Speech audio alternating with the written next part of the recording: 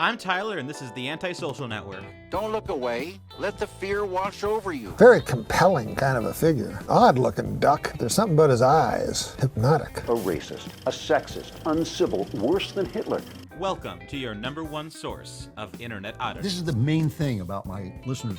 They're masochists, and they listen to my show just for the pain. Here we host conversations with interesting people across the internet. This idea that hell is a bottomless pit, and that's because no matter how bad it is, some stupid son of a bitch like you could figure out a way to make it a lot worse. Once I establish my theocracy, I will throw you in my dungeon and let you rot for it. You haven't heard of them, but I have. Doctor, turn off my cringe inhibitors. Join us every Friday for discussions on culture, entertainment, politics, religion, and whatever happens to catch our fancy then. Oh, my shrink was right. God does hate me. You could bring civilization to Britain, but you could never bring Britain to civilization. You globalist cock! Social credit deducted. You're probably thinking this is some pretty deep stuff, and you're right. This week we are joined by my friend Kailey Cornett. She is the CEO of Hope Clinic for Women in Nashville, Tennessee. She helped in 2 stories I wrote for Main Street Nashville, and she's been very helpful in trying to raise awareness about the pregnancy care movement in Middle Tennessee. How's it going? It's so good. I'm excited to join you today on your personal podcast. Sure. I mean, I guess I need to ask the obvious question in the room. Are you doing okay in light of everything that's happened in the past month? Because I'm sure that anyone who's going to put 2 and 2 together, she runs one of the 45 pregnancy care centers in the country that's been attacked in the past 2 months. So how are you doing, and how is everyone who works with you doing? Yes, we are honestly doing so well. If you take it as like a news story, it seems very dramatic, and I have to like remind myself that I'm like processing through maybe a little bit of trauma, but realistically, we were really lucky. I have to believe that God was part of that, but we've had minimal interruption to client care. I think our staff has really kind of moved on, and we're more concerned about, okay, what does this next year look like for us? How do we keep improving on our care? But yeah, I think when I think back that was only a month ago, that seems pretty crazy, because it seems like so much has happened since then. Has everything been repaired? Is everything? It seems like it sounds like you're back, that you're continuing operations as though nothing really happened at this stage. Yes. So we were it was lucky in 2 aspects. One, it happened at like 1:30 in the morning. So I got the call. I threw on clothes, got there around 2:30, and it was a single pane window that was broken. And so I called a window repair place, and because it was single pane, they were able to replace it that moment. So at like 5 a.m., the window got replaced. We found this really great spray called Goof Off that literally gets spray paint off of brick. And so we were able to get the vandalism off. I believe that the investigation is still ongoing, and that was probably the most disruptive part, was all of the law enforcement. Like, they were wonderful people and were very protective of us, but it was a lot of law enforcement to be around our building for at least a few days afterwards. But yeah, other than that, I think you really couldn't tell, and still can't tell.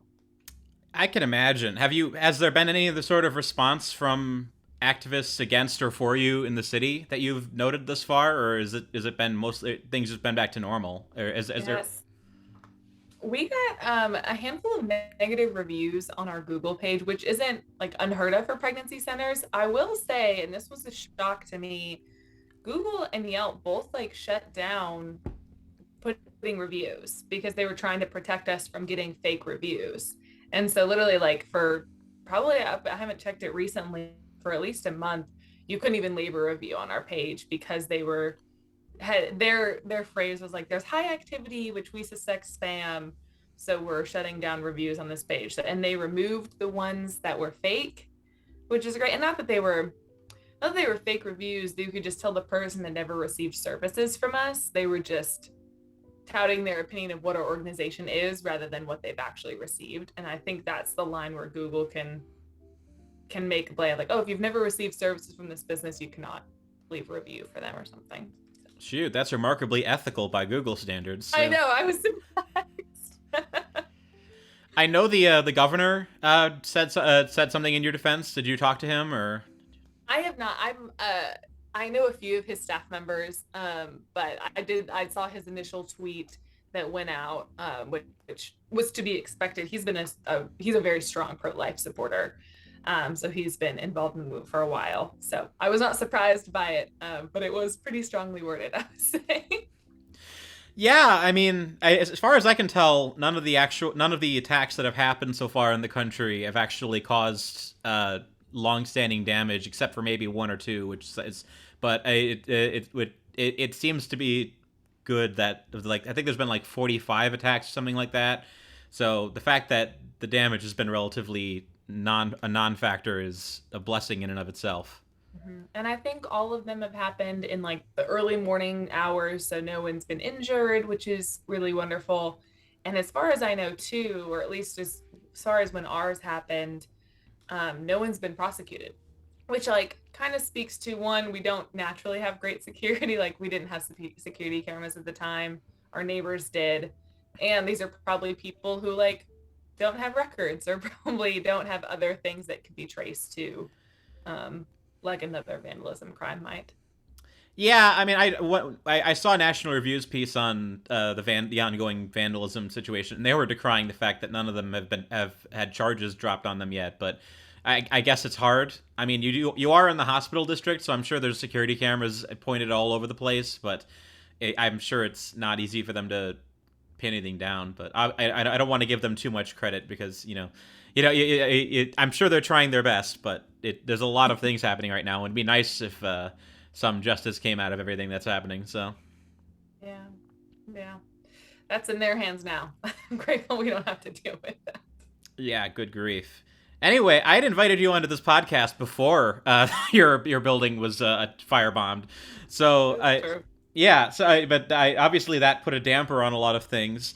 But what I'd wanted to talk to you about more than anything else was just kind of what you think the direction of your business is going to be in the post-Roe world now, because it's been over a month now, a month and a half, and those words still sound surreal. I mean, Tennessee, I think our abortion ban officially goes into effect, I think on the 24th of this month, unless it already went. I think it got delayed. So, what is it? What are you looking at the moment in terms of the world past Roe? Yeah, I think I'm, first of all, very much looking forward to that official legislation being passed for a number of reasons. Not the least of which is just that there's less confusion. I feel like our clients are just so confused. Even I thought that it was going to go into place 30 days after the decision was released, but it's actually 30 days after the decision was signed, which was just a couple weeks ago. So I think the confusion has not served anyone very well. So I'm looking forward to that. And I think that then women can make a informed decision of knowing what their options are and aren't as it pertains to us. And I mean, what I've told every news source, and you know this about me, that what we do will not change. Like our services are not affected because we don't provide or refer for abortions.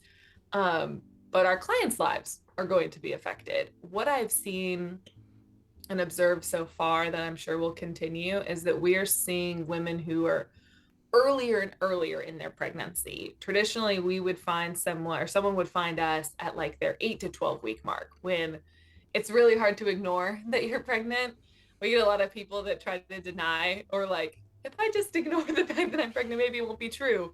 So we used to get people really in that phase, which is a great phase to be in for us, for our purposes, because we can get some really good information for her in an ultrasound. That's a great time to be connecting with an OBGYN. But now we're seeing people that are more in that like 4, 5, 6 week mark.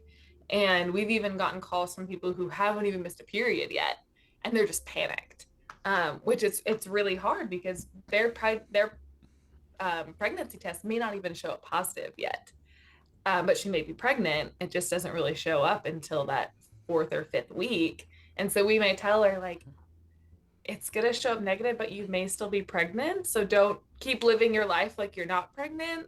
Come back next week. I know this is stressful. So I think we've just seen people more in that panic rush, oh, I could be pregnant, and I need to figure out now what I need to do with this pregnancy, rather than what our kind of preference is slow down, you got time, consider all your options. Like, that's kind of the language that we are comfortable in. So that's one observation I've had. And then we really want to ramp up a couple things that we offer. Our counseling for adoption, kind of getting better language for our staff around that. And then the services that we do offer for people who choose to parent, specifically related to our community resources for like housing and employment, like those really tangible stuff that we don't do in-house, but our clients really need. Has the city or Planned Parenthood or anything local started making noises about how they're going to be addressing the ban? Because obviously one of the biggest concerns I've heard from pro-life people in the past month and a half has been the concern that the entire pregnancy care movement is going to die off because now that the movement is effectively gotten their goal, now they just don't actually have to care. But in reality, now you're more important now than you were 2 months ago, because now instead of going to Planned Parenthood, they need to go to you. You're their best resource now. Absolutely. And I'm not gonna lie, I was fearful. I've been doing this work for about 10 years, and obviously always heard whispers of people being like, oh, Roe will be overturned. And I was always fearful for that same reason of, we're going to lose funding. We're going to lose support because your traditional pro-life people are going to say, yay, we won, and think it's done. And I am so pleasantly surprised to say that has not happened.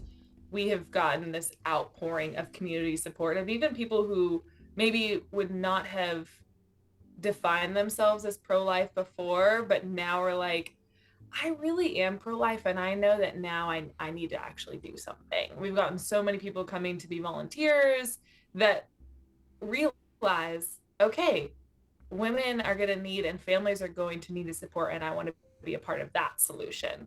So I haven't heard, I'm really grateful for that. From the Planned Parenthood side, I haven't heard anything from them. I know that they're still open, but they're not providing anything from a physician, like an OBGYN or anything like that. I have seen more an effort on the private front of businesses and places like that passing things to pay for out-of-state abortions. I think that's what's been sad to watch, is see businesses choose that rather than choosing to offer like maternity leave or childcare or anything like that. Yeah, I don't know. I doubt you saw it, but I wrote an op-ed for the Nashville Pamphleteer last month about the Planned Parenthood and the big corporate push for out-of-state abortion trafficking, where, I mean, as early as April, Planned Parenthood is making noises that said, you know, if Tennessee bans abortions, we're just going to turn into a travel business, and we're going to send everyone to Illinois. And obviously, and as everything is shown now, there is a huge corporate and financial system that's now going into effect to actually see to it that remains a thing, which obviously you can't control interstate traffic, so that's not within our control. It's unfortunate that it's going to remain a thing, but I mean, have you talked to anyone who's been through that service, or do you have any concerns about that? Or yeah, I would say that we've gotten a lot of phone calls of people who are desperately trying to find a place that they can get an abortion at. They find us because they're in a panic, and more of them, and I think even ones that realize, oh, I can't get it in Tennessee, I need to travel. Our biggest thing is like, you really need to get an ultrasound before you consider what abortion services that you even want. And we're just really honest with people on the phone that this is even if you just do a medical or pill abortion, it's just still something really, and we recommend that you see a physician. We recommend that you get an ultrasound. So for even people that are considering going out of state, and I've spoken with a few people who are currently out of state that are calling us, that are in an appointment or have an appointment somewhere, whether that be Georgia or Illinois, and they think they can just go and get an abortion. And it goes back to that same point I made earlier of these women and I would say women in general, we don't know our bodies very well. And so women, they think that she's 8 weeks along and she's eligible for the medical abortion, but she's actually 12, 14 weeks, which at that point, it's very dangerous for her to just take 2 pills for a baby that's this big, or bigger. And so we're just like, really, the ultrasound is the best way to figure out how far along you are, to figure out what's safe for you. And so we're just hoping that even the women that are considering going out of state, that they stop and talk to us first, and really get them to even consider parenting or consider adoption, rather than just rushing out of state. That's what we're hoping for. Has the state made any noise about trying to figure out some sort of alternative options for women that are having pregnancies or unintended pregnancies? Because obviously, if we can get some sort of state level support, either for you or just any sort of program, that would be a huge cushion to kind of, stop or to at least damper any of the claims that we're just, throwing women out into the gutter. Yes. I won't say I'm super up to date, so they may be something new. I will say, though, that I've spoken with some pregnancy centers in other states. In Tennessee, for all of the flaws that we have as a state, one of the best things that we have here is TennCare, which is free health insurance if you're pregnant, no matter what. And it is presumptive. So the moment that you get a medical verification of pregnancy, whether that's from us or an urgent care or an ER, you are eligible and you have insurance, and that will back pay for anything that was related to that pregnancy. So I think that's something that we take for granted here that other states don't have. And obviously insurance is a huge hurdle to continuing with a pregnancy because it's expensive. It's expensive to have a kid, and to know that all of your costs will be covered. I think that more women need to know that that exists in our state. I'd love to see other things happen too. I think childcare is a huge thing that Tennessee can work on. I was surprised of all the places, Vanderbilt actually expanded their maternity and paternity leave recently in response, which obviously they provide abortions and things like that. But I was like, oh, okay, at least they're making some effort on both sides to make some accommodations. That's interesting. Obviously, I've been out of the loop for medical stuff for a couple of weeks, so I'm not super close to what's happening, but I am curious to see how the state is going to respond to this, because I do think if the governor could, well, obviously a TennCare is a big deal, but if we can offer more services, especially at a charitable level or even just a practical level, the more the merrier. I mean, I think a lot of our local, especially during the formula shortage, like the charity efforts in our state went a long way to kind of helping make it not completely awful. So absolutely. I will say, now that you say that, I have a faint memory of seeing that they're looking to do something to improve adoption access in the state. I believe that is something that is kind of on the docket, whether that's paying for adoptions for lower income couples to adopt, or making that process easier for birth moms. So I think that's one of the angles that the state's trying to take. That'd be really good. I don't know how hard it is, the process of surrendering a child is at birth in terms of like legal, how the law works, but I would imagine that everything I've ever heard about the adoption industry from a user standpoint, it just makes it sound miserable and expensive and Exactly. In Tennessee, there's a 3-day waiting period that the birth mom has before she fully surrenders, which I think it makes sense. I thought you were about to say a 3-day waiting period to get a baby, but no, for the mother to finally. I was going to say, this is a really weird rule, but no, for her to postpartum to like really think, okay, this is actually what I want to do. And during those 3 days, the baby is placed with like a interim foster family. And so it's kind of a neutral party while both parties are waiting for the results. But other than that, a birth mom has a lot of rights in Tennessee, which I'm grateful for, because the more that we can spread the news that you as a birth mom get to choose these parents. That's a language that we've adopted here at Hope Clinic is, okay, when you're looking at your options, you can terminate the pregnancy, you can parent, or you can choose the parents. rather than saying you can give your child up for adoption, that feels very flippant. And a lot of women think that adoption is really awful. They like have this barrier wall towards adoption because they think it's doing evil to your child, and somehow abortion is not. But we're trying to really adopt this language of you're choosing the parents, you're showing that you have love and affection for this child, and you actually want to place them in a place where they can experience a great life. It won't be perfect. It won't, like, there's no guarantee that your child won't experience bad things, but you get to be a part of that, which I think could be really, it can give women a lot of agency during their pregnancy. So can you speak to some of the other services that Hope Clinic and any of the other local pregnancy care centers provide for mothers? That way they can, especially if they're low income and if they're, struggling to kind of get themselves started and in a place where they know how to take care of their kids. Yeah, absolutely. So we specialize in parenting. That's what we do best.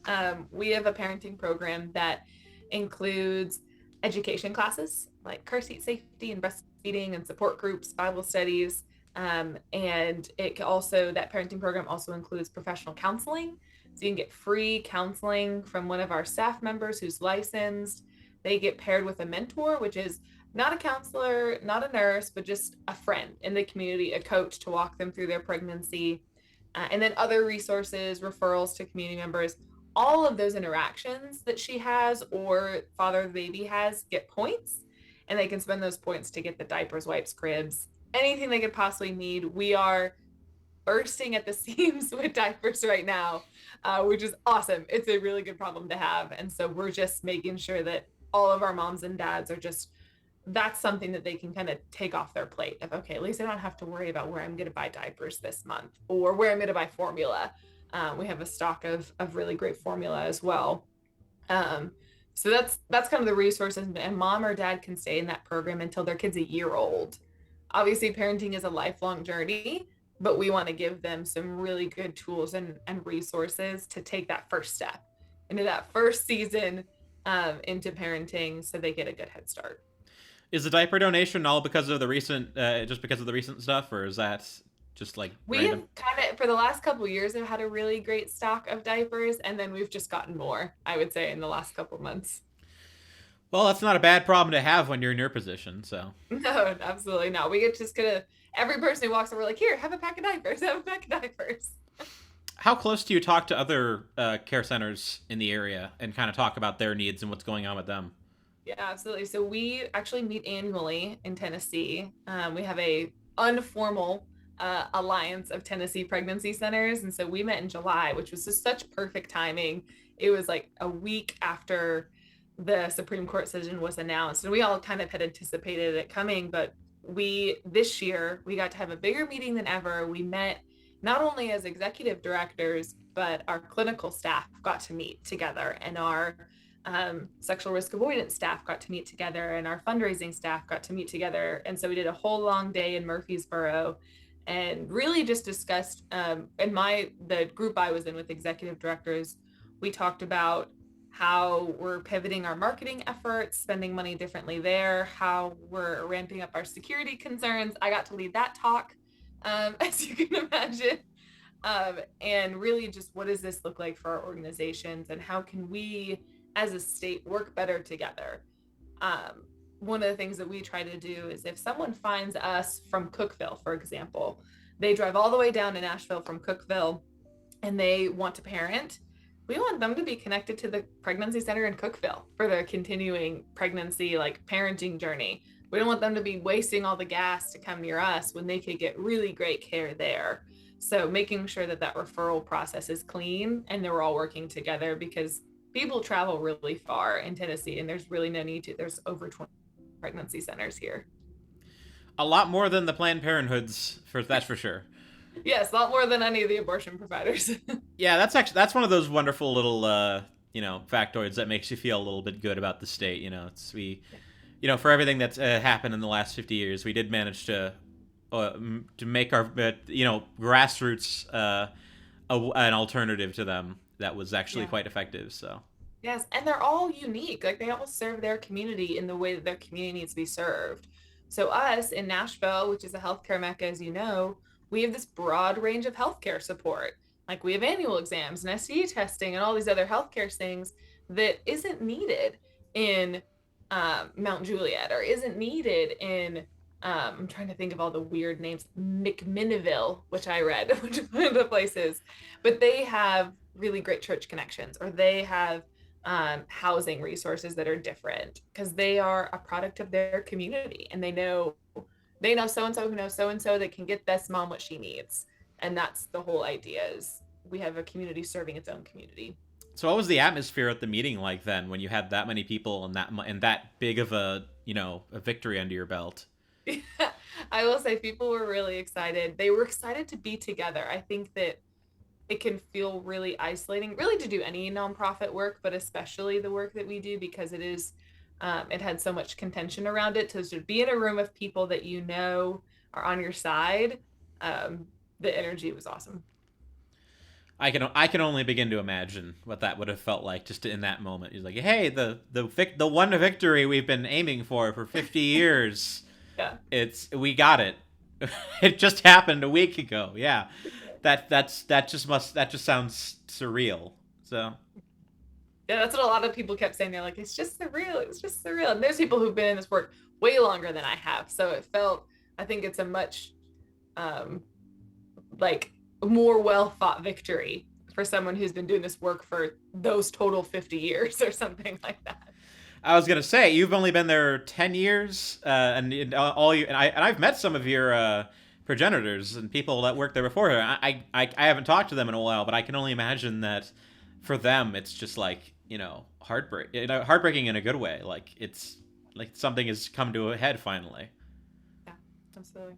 Have you talked to crisis pregnancy center, or not? I've said the word I shouldn't say. The care centers out of state, in like California or other states where people are starting to crack down a little bit more on it. Yeah, I'm pretty closely connected with a clinic in Los Angeles that I worked for before, with their director, and it is different. Like their approach has had to be different for a while. An organization that's really active out there, that's technically a national organization, is NARAL, which National something for Reproductive Liberties. But they've put forward a couple legislations trying to get at pregnancy centers. So they've kind of had their defenses up for a while. So I think that now it's just kind of checking those places to make sure that all of their T's are crossed, all of their I's are dotted. They can't make any missteps because they have a lot of people watching very closely. I mean, last time we worked together, you said that a lot of those centers, they have to have signs with directions to the nearest abortion facility, like on their doorstep, right? That was one of the laws that tried to be passed. I think that when I spoke with them last, they were able to, like, their lawyers to find an exception, because that really is just so silly. But that was one of the laws that they tried to pass in California. I mean that's so on the nose too. It's like, yeah, we just straight up hate you, and we think you're hurting people, and yeah, it's very pointed. I mean that's not just them. I mean, I'm sure you saw Elizabeth Warren put out a big stink about crisis pregnancy centers. Did that? Was there any fear for a minute that there would be some sort of national level repercussions, or? I think our staff, we laughed about it, because if I remember correctly, she was the one that said that we're torturing women, which is just laughable. Like, it was truly laughable, because if you read any of the reviews that we have or any of the feedback we get from our clients, it's like, oh my gosh, you love me so well. You actually listened to me. I felt so welcome. So it was just the contrast of like reality versus a opinion, and this like obviously wrong opinion was just laughable. We know that like we exist. America is a collection of tiny countries wearing a trench coat pretending to be one country, and so we feel very protected in Tennessee, just knowing the legislative body that we have. Yeah, unfortunately, there's just like one guy with a bow and arrow that just occasionally rains down on people and makes their life completely miserable. And that's obviously the concern, is, you make someone in Washington, D.C. a little too angry, and suddenly, now you're paying some exorbitant fines for some reason that's completely beyond any sort of reasonable understanding. Yeah, we've kind of always operated regardless of what's happening within the law. So I feel like for 40 years, we've been doing what we do with obviously abortion still being legal in the state. And so even now, whatever they have to throw at us, I think we're prepared to handle, because at the end of the day, it's about the women that we serve. It's about being there for them. So we're going to find a way to do it. I was going to say, is it frustrating to work? I believe you said you used to work in California. Was it frustrating to work under those circumstances? I feel like you find anything, you're going to find some bureaucracy or something that makes your job hard at a nonprofit. That's just kind of the name of the game. You're going to find something that you're like, this isn't serving people well, but we're passionate about it. So we're going to find a way around it. So it didn't feel frustrating in the moment, because it was like, regardless of what they do, we're just going to serve women. We're going to find a way to do it. So I don't think it was any more frustrating. That's just kind of par for the course. So circling back to my earlier topic, with everything kind of being what it is, and it seems like the moment attention and support is trending in a good direction. What do you think would be your goals in terms of, or what would you suggest in order to improve the quality of women's health in Nashville and Tennessee, in light of the fact now that we don't have that abortion's been gone, and that we do need it, that we do have this greater responsibility to help mothers? What areas do you think that aren't being covered, or that should be covered more, or should just be infinitely funded to what are they?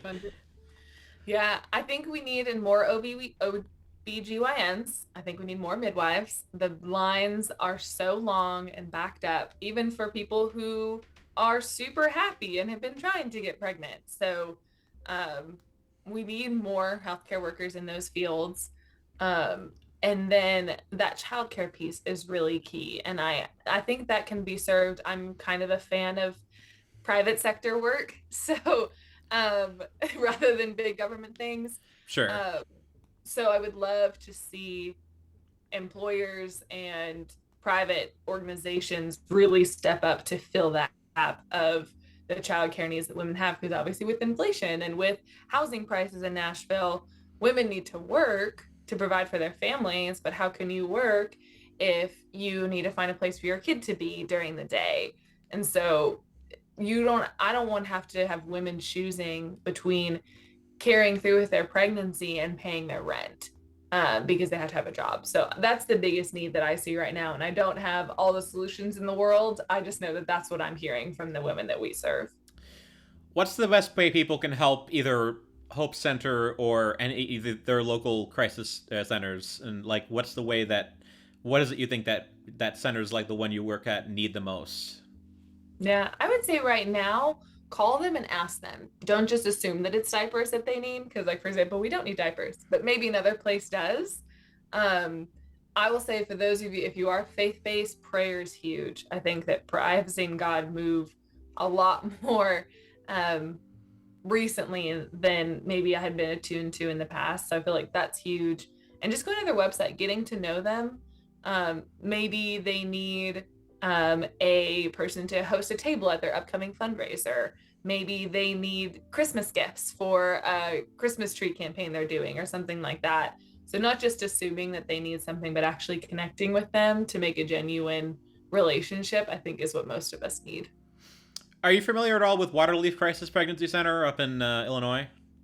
I am not. What part of Illinois is that in? It's in the western suburbs. I was just going to shout them out specifically because back when I used to live in the suburbs of Chicago, that was the one I did a lot of financial assistance to, and just kind of tried to support as much as I can, because they were miraculous enough that they were able to build their center right in front of the Planned Parenthood that was in the town. Like, somehow that the land went up for sale, and they built a building that was like twice as large as the Planned Parenthood, and I think it was the largest Planned Parenthood in the state too. So it was this great little troll. But every time I've ever had the opportunity to interact with them or support them, I did, just because they're very sweet. And in my experience, if you can probably find either a pregnancy care center or a crisis pregnancy center within an hour review of my listeners. So if you just, if this is something that sounds interesting, I definitely recommend reaching out to some place that's local to you, or Hope or Waterleaf are both very good too. So yeah, I love that. That's really great. And the organization in Los Angeles is called Claris Health. They're great. Yeah, especially if you're looking to pour money out, definitely give them to ones in California, because those are the ones that are going to be fighting uphill. Yeah, they're going to need a lot of lawyers. They're going to need a lot of things to support them. I hope they don't need too many lawyers, but it's one of those depressing things that we're going to be in a two-tier system where they were going to have pro-life states and pro-choice states, and there's not going to be a lot of in between, and the choice states are probably going to make it much harder to be a pregnancy care center just on principle. So right, yeah, exactly. It's crazy. It's a crazy world, but yeah, I appreciate getting to talk to you again. Thank you so much for coming on. Yeah, thanks, Tyler. Thanks for having me. Sure thing. Have a wonderful night. The AntiSocial Network is a Groupthink Productions and cultural review podcast. Editing, hosting, and producing are by Tyler Hummel, art by Crystal Kailey, and original music is composed by Guap Squad Gang and Melissa Lafira. Like, subscribe, and leave a comment below and tell us anyone you think would be a good guest for the show. Thank you for listening.